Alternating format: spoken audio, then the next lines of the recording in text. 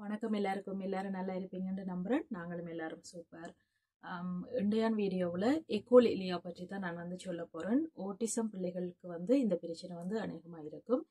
எனக்கு பர்சனலாக ஒரு அம்மா மெசேஜ் பண்ணி கேட்டிருந்தாங்க. ஸோ அவங்களுக்காகத்தான் இந்த வீடியோ.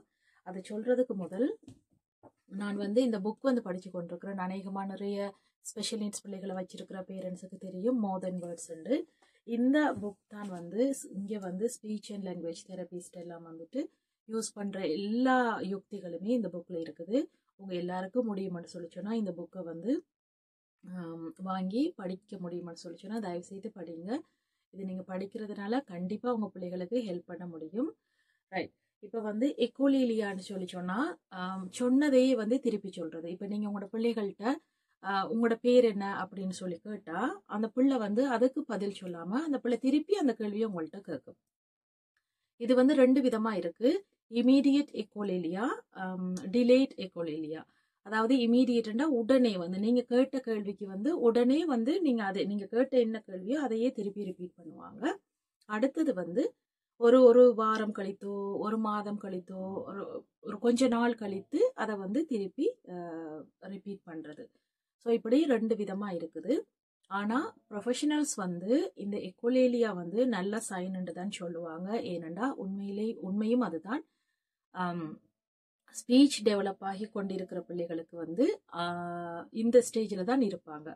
அதுக்கு பிறகுதான் அந்த எக்கோலிலியாவை விட்டு வெளியில வருவாங்க. எக்கோலிலியா கதைச்சு கொண்டிருக்கிற பிள்ளைகளை அதுல இருந்து நாங்கள் எப்படி வெளியில கொண்டு அடுத்த கட்டத்துக்கு கொண்டு போகலாமாண்ட சின்ன குட்டி டிப்ஸ் தான் இந்த வீடியோவில் நான் சொல்ல போகிறேன். சின்ன சின்ன வார்த்தைகளையும் சின்ன சின்ன வசனங்களாக கதைங்க. பந்தியாக கதைக்கிறத தயவு செய்து நிப்பாட்டுங்க. குட்டி குட்டி வார்த்தைகளாகவும் உங்களோட பிள்ளைகளை பொறுத்தது சின்ன வசனங்களாக உங்களோட குழந்தைகளோட கதைச்சி பழகுங்க. அடுத்தது நிறைய விஷுவல் கார்ட்ஸுகள் பிள்ளைகளுக்கு பயன்படுத்துங்க. Visual time tables. இப்போ இன்றைய நாள் முழுக்க நாங்கள் என்ன செய்ய போகிறோம்ன்றதை கதைக்கிற பிள்ளைகளாக இருந்தாலும் கதைக்காத பிள்ளைகளாக இருந்தாலுமே அந்த விஷுவல் டைம் டேபிள்ஸை பிள்ளைகளுக்கு பயன்படுத்துங்க. அடுத்தது நிறைய சாய்ஸுகள் கொடுங்க. உங்களோட இஷ்டத்துக்கு எல்லாத்தையுமே நீங்களே சூஸ் பண்ணாமல் பிள்ளைகளையுமே அவங்களோட வெறுப்புகளை தெரிவு செய்யறதுக்கான சந்தர்ப்பத்தை தயவு செய்து நீங்கள் கொடுங்க. அடுத்தது முக்கியமான விஷயம் ரோல் மாடல் செய்து காட்டுறது. இப்போ உங்களுக்கு ஸ்பெஷல் நீட்ஸ் பிள்ளையும் ஒன்று இருந்து அந்த குழந்தைக்கு ஒரு சகோதரனோ சகோதரியோ இருந்தா அந்த குழந்தைகளை வச்சுக்கொண்டு நீங்க செய்து காட்டுங்க. இப்போ ஒரு கேள்வி கேட்டா அந்த கேள்விக்கு பதில் எப்படி சொல்ல வேணும்ன்றத ஸ்பெஷல் நீட்ஸ் பிள்ளை பார்த்து கொண்டு இருக்கும் போதே மற்ற பிள்ளைகளோட அந்த கேள்வி உங்களோட பேர் என்னன்னு கேட்டா அந்த சகோதரனோ சகோதரியோ பதில் சொல்ல வேணும்.